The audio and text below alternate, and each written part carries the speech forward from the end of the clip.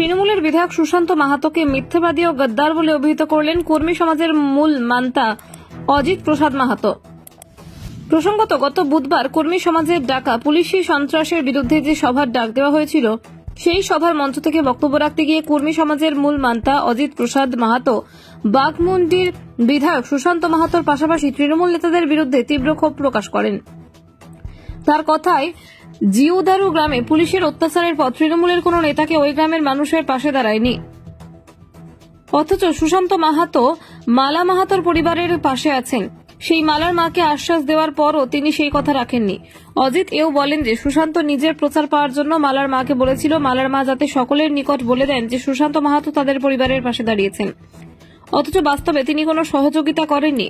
তাই সুশান্ত মাহাতোর মতো মিথ্যাবাদীদের চিনে রাখা দরকার বলে সভায় আসা মানুষজনেদের জানান। যারা পার্টির লোক তারা আমাদের একটা কথাও বলল না। আমাদের দুঃখ লাগে, সুশান্ত মাহাতো ওই আমাদের মালার মাকে লেগে আর বলেছিল কি তুমি আমাদের টুকু নাম করবে যে আমি সুশান্ত মাহাতোর চেষ্টা করছি। আরে সুশান্ত সারা এখানে দুনিয়ার লোক আছে, কোন টিএমসি নেতার একটুকু আমাদের জিউদারু যেতে পারবে না, কেউ কি চাইছে? একটা লোক কিন্তু কোন টিএমসির লোকের নাই, আর এরা ওরাকে ধরে আর বলবে যে সুশান্ত মাহাতো ঠিক করে মানে তোমাদের জন্য সাহায্য করছে। এই বেড়া কোথাগুলা সুশান্তর মতো লোককে আমরা কি বলবো এই গাদ্দার গুলাকে ব্যবস্থা নিতে হবে।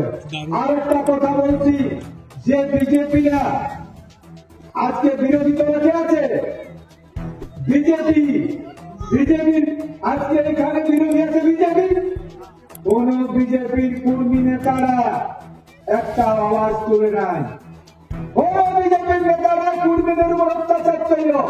এই জাতিসত্তার দাবি নিয়ে লড়ছি আমরা, কারণ ঘর বানাবার জন্য, নিজের ব্যক্তি জীবন প্রতিষ্ঠা করার জন্য কেউ লড়ি নাই। আজকে আমরা লড়ছি, যেটা পরিষ্কার কথা, এখানে জাতিসত্তার দাবি নিয়ে। তো জাতিসত্তার দাবি নিয়ে আজ পর্যন্ত কোন রকম আমাদের একটাও বিজেপির কোন কর্মী নেতারা কোন বলিল নাই। এই জন্য বলেছি, এবার আমি বলছি, আমাদের ভোট ছিল তৃণমূলে বসে